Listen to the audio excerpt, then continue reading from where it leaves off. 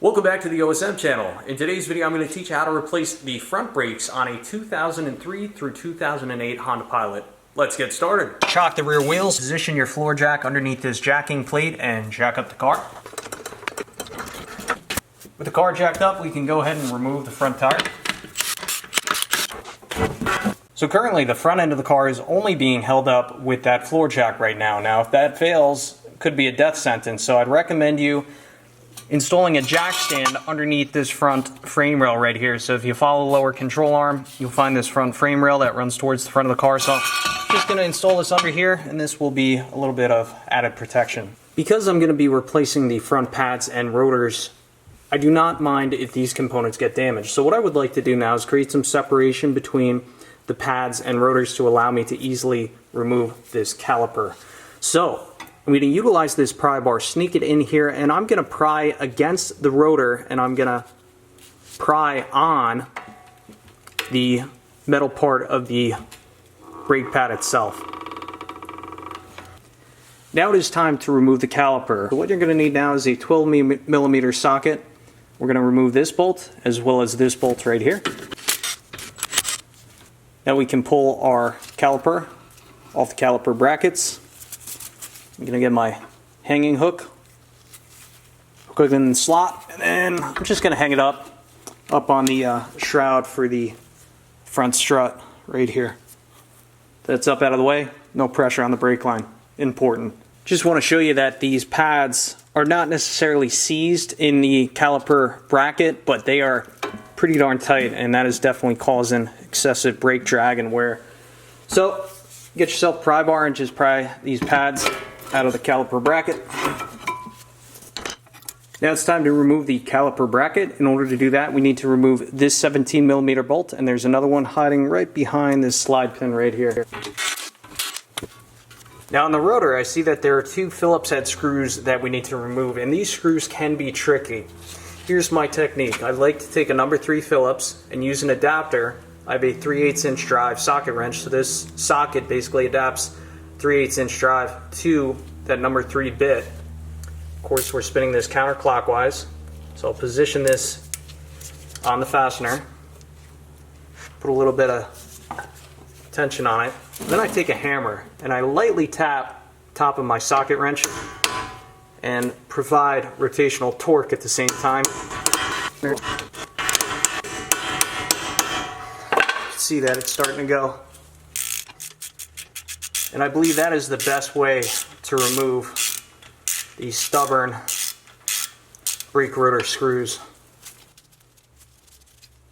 And with those two fasteners removed, now you can try and take off your rotor. In this case, the rotor is going to come off easy. If it does not want to budge and it seems to be seized on there, hit in between the lugs. What I've done in the past, had good success with it, is I've used actually a solid metal bar or a chisel to hit in between the lugs, because really that's the spot where this rotor corrodes to the hub. So that's really where you want to focus your energy. If all else fails, you could start whacking on the sides too, but again, this is where the corrosion really occurs. So now it is time to service the caliper bracket, and this is really important for proper brake operation. So there's two components that we're going to service here. One, we're going to service the slide pins, and then we're going to replace, but we're also going to clean underneath these brake pad slide clips. Well, in order to pop these out, simply hold the boot with one finger, and then I like to rotate the pin and pull outwards, and that will allow the slide pin to pop off. You can see we have some old, looks like a black type of grease. So what I like to do, I like to just take a clean paper towel, and we're just going to get as much of this old gook off here as possible. Inspect the pins for wear, anything of that nature, and these look like they're in relatively good condition, which is good. So I'll insert it back into the boot, give it a couple rotations, pull it out again, get as much of that old grease out of there as possible. Now, as for re-lubricating these pins, silicone paste. This stuff's a little expensive. I think it's like 15 bucks for a little container like this, but this is what I'm going to use. Silicone paste, just going to lubricate the pin. I'll dip the brush back in here. I like to put a good dab on the end of this pin. We're going to insert this back in here and just, you know, rotate it, pop it back in. And as you can see, this is working out much better than what it was. Works out just fine. So do the same thing on the other side off camera, and then we'll move on to the clips. Now the next thing we're going to want to replace and service are these brake pad slide brackets. And this is critical. A lot of people skip this step, and it often costs them an early brake job. So if you live in the Northeast, the Rust Belt, or even in the South, what will happen is underneath these slide brackets, rust and corrosion and buildup will occur between the slide bracket and this bracket. And that schmutz that builds up underneath this slide bracket decreases the clearance between the ends of the brake pad. So if I put this brake pad in here right now before servicing this bracket, for one, it's tight and difficult to get this brake pad in here because of that schmutz that has built up in between the slide and the bracket. But look at the amount of force it takes to slide this brake pad on and off. Like, I know you can't really tell, but it takes probably 5 pounds of force to slide this brake pad on and off. So this brake pad is getting a little bit stuck in here. I've seen them a lot worse, but this is by no means acceptable. So what are we going to do to correct this and allow the brakes to function properly? Well, for one, we're going to pop off the old slide brackets, and we can simply do that with a flathead screwdriver. Just get in here between the bracket. They just pop off, no big deal. Do the same thing on the other side. Take a look at that rust and corrosion that's built up underneath there. That's no good. But I'm going to put on a mask, take this wire brush, and just brush this down real good. Ensure that there's no rust buildup. Just get all this corrosion and schmutz off here.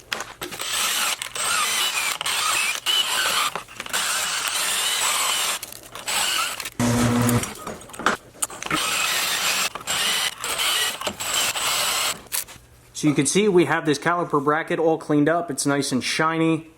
In order to protect this shiny metal surface, at this point, I'm going to break out the ceramic brake parts lubricant, and I'm just going to apply a light layer to where we just cleaned off. And the ideology behind this will help to prevent this metal from rusting, which in turn should help to prevent any rust buildup. So now that we have that shiny clean metal protected from the elements, now it's time to tap on the new slides. Now, I found that when you buy cheaper brake pads like the kit that I bought, oftentimes what will happen, they will send you out a slide kit that has multiple sized slides. See, in this case we have a wider slide, and then if we compare it to this lower one, see how this one's a little bit narrower? So this bracket does require the wider slides, and you can just simply match them up, but all you do is just line these up. They basically attach without much force. Normally what I like to do is just take a hammer as well and lightly tap them on just to ensure they're fully seated, but it really shouldn't require much to get them on there. See, these are kind of like low grade slides, so they do rebound off a little bit, but that's the best we're going to do. So now I have one of the new brake pads, and I just want to show you how easy it should be now to slide these pads within the bracket. So let's pop this in here. And watch this. You ready for this? That's how easy it should be to slide the pads on those slide brackets. So that's why it's so critical that you take the time to properly maintain your caliper bracket. I also forgot to mention, before we install the rotor, you want to ensure that your hub is clean. In this case, I'm not feeling any buildup. There's a little bit of surface rust, so what I'm going to do is just take a wire brush and gently scrub off some of this rust. Just make sure there's nothing that's going to cause the rotor to be unbalanced with the hub, right? So if you had a little speck of debris right here, it would cause the rotor to flare out where that little speck of debris is. And then you would feel that as you're going down the road. So it's really important that this hub is really clean for when it's time to mate the brake rotor onto the hub. Another thing I like to do, take some Never Seas and just give this a light coat. Just paint it on here. And again, this should help to prevent that rotor from rusting and getting seized onto the hub, and it also helps to prevent any corrosion that may want to form on the hub. So now it's time to install the rotor. As you see, the first thing that I've done is I've put the rotor on the hub backwards in the opposite direction. Reason being, there's a light layer of oil on this rotor, so we're just going to take some brake parts cleaner, spray off the rotor. I like to take a paper towel and we'll just wipe off this oil. Now what we're going to do is we're going to flip it around, but take a look at the rotor. There's a few holes here. See, we have some flared holes. The flared holes are where you need to line up on the hub the holes for the holding screws. All right, so the holding screw is going to go right here, and a holding screw is going to go right here. So you see we have a flared hole here and here, so we're just going to line that up. Again, we're going to take some brake parts cleaner, spray this down.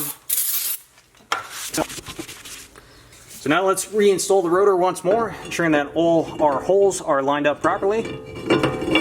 And I know you're looking at the rotor this time and thinking, well, looks a little bit different than it did last time. Well, that is true.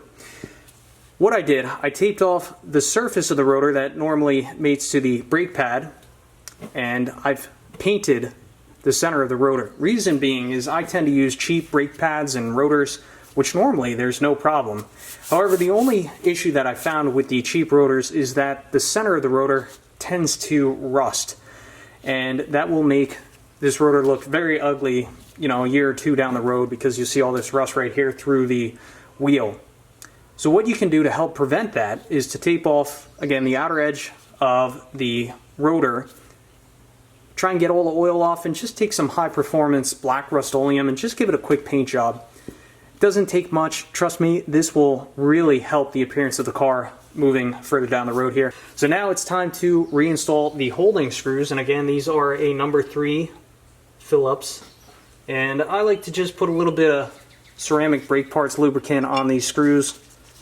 We'll start them by hand.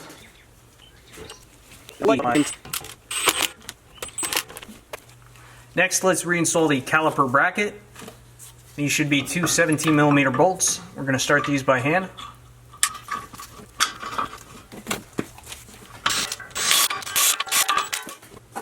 I've decided that I'm going to apply a small amount of ceramic brake parts lubricant to the slide bracket, so I'm going to apply some here, here, here, and right here.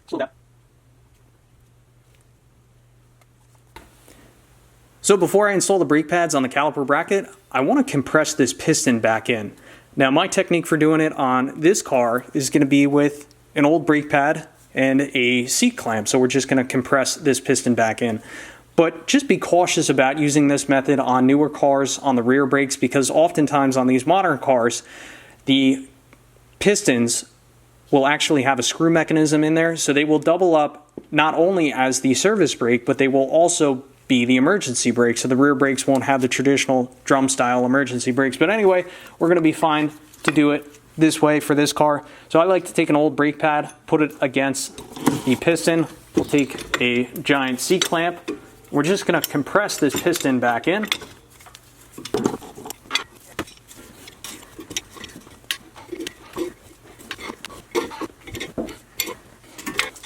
Now it is time to install the new brake pads.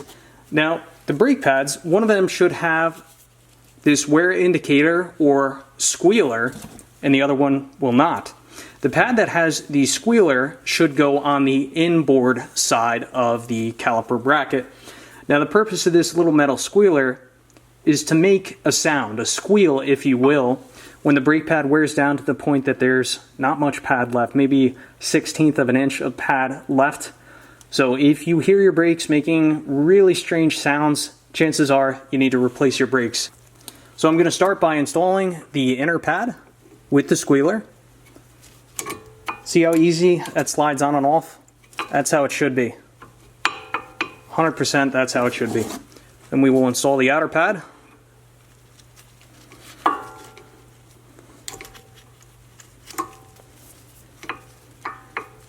See how easy that slides on and off? So before we reinstall the caliper piston, the final thing we need to install are these release springs. So if you take a look at the pads, There's going to be a hole here and here, and there should be one here and here. So we're simply going to take this, insert it into those little holes, and you may have to hold the pads, compressed, because otherwise they'll pop off. But you take a look, the V should go towards the center. So we'll do the same thing on the lower one here. Like that. And now things get a little bit awkward because you kind of got to hold this in place with one hand, and then you got to try and grab the caliper bracket and ensure that your brake line isn't twisted. So we'll just slide this right over, should go right in. Caliper piston is preventing those pads from popping off. And then I'm just adjusting the slide pins to allow the caliper bracket to slide in, right? So this slide pin just pushed it in a little bit. Move it up a little bit, line everything up. Then we need to reinstall these bolts, which bolt into the slide pins. There's a little metal tab that you may have to rotate a little bit. No big deal. Get these bolts started by hand. Top one is started. So for this lower bolt, you see there's the metal tab on the slide pin, so I do need to rotate this slightly. See that popped in now? May need to adjust this a little bit, but just again, start these by hand.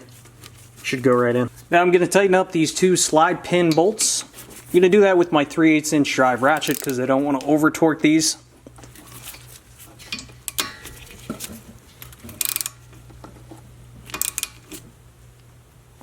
Now we can reinstall the tire.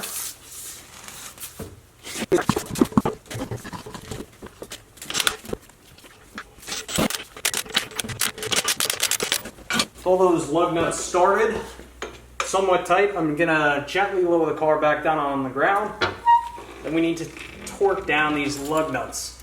According to my research, lug nuts should be torqued down to 80 foot-pounds, so I have my torque wrench set to 80 foot-pounds.